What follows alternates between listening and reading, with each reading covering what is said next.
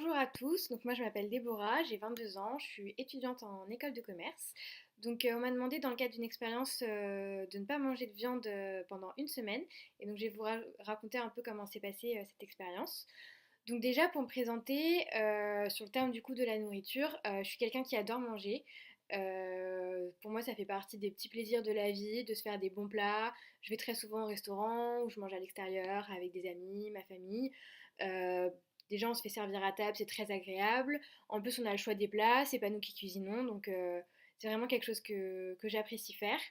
Quand j'étais petite, j'étais très difficile. Je mangeais vraiment les plats très bateaux, comme on dit, des pâtes, des féculents, de la viande, des pizzas. Enfin, c'était pas très varié. Et petit à petit, j'ai appris à aimer de nouvelles choses. Et donc, c'est pour ça aussi que j'apprécie de plus en plus de manger à l'extérieur. Donc, comme je vous l'ai dit, pendant une semaine, j'ai dû arrêter de manger totalement de la viande. Donc, chose que je n'avais jamais faite parce que je n'ai aucune restriction alimentaire dans ma vie de tous les jours. Donc tout d'abord, je vais vous dire en quoi ça a été à peu près facile, on va dire. Il y a plusieurs facteurs qui ont facilité mon expérience. Tout d'abord, ça s'est fait pendant l'été, et donc c'est vrai que c'est une période où comme il fait chaud, j'avais envie de manger des choses fraîches, des choses légères. Donc de base, j'avais diminué ma consommation en viande. Donc du coup, on va dire que c'est tombé dans un moment assez propice. En plus, mes parents étaient en vacances, du coup je mangeais toute seule le soir, et donc c'est moi qui décidais ce que je me faisais à manger. J'avais pas un plat imposé par mes parents. Et donc du coup, j'ai pu prendre la décision de le soir me faire exclusivement des légumes, des féculents et ne pas faire de viande. Donc forcément, c'était plus simple. Et aussi, petit facteur personnel, j'ai essayé de faire une cure à ce moment-là, enfin essayer de manger mieux. Et donc de base, j'avais diminué également ma consommation en viande.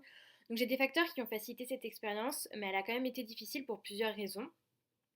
Tout d'abord, comme je disais, quand on est tout seul, c'est facile de prendre la décision de ne pas se faire de viande parce qu'on ne peut pas en faire à ce moment-là. Par contre, dès qu'on se retrouve avec d'autres gens, c'est plus compliqué. Par exemple, donc je suis en entreprise, donc le midi on va à la cantine d'entreprise, et quand on a de la viande à disposition, forcément on a forcément envie d'en prendre. Elle est juste devant nous, on peut la choisir, et à ce moment-là, il y a vraiment un sentiment de privation qui se fait ressentir quand on dit bah non, je vais juste prendre des légumes. Surtout qu'en plus, quand les personnes qui déjeunent avec nous peuvent en prendre, il y a vraiment un sentiment de frustration qui peut naître à ce moment-là.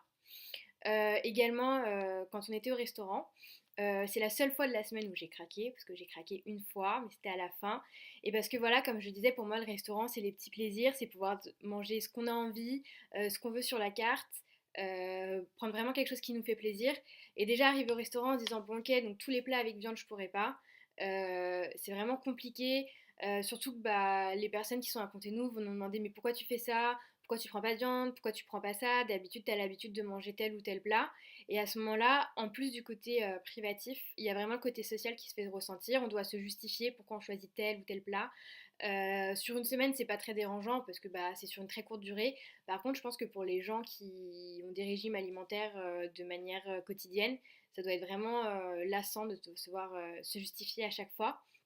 Et une autre situation où j'ai également ressenti ce sentiment, c'est quand j'ai mangé chez des amis. Et dans ces cas-là, j'ai dû en quelque sorte imposer mon régime alimentaire, puisque je leur ai dit que c'était pas possible qu'on fasse de la viande.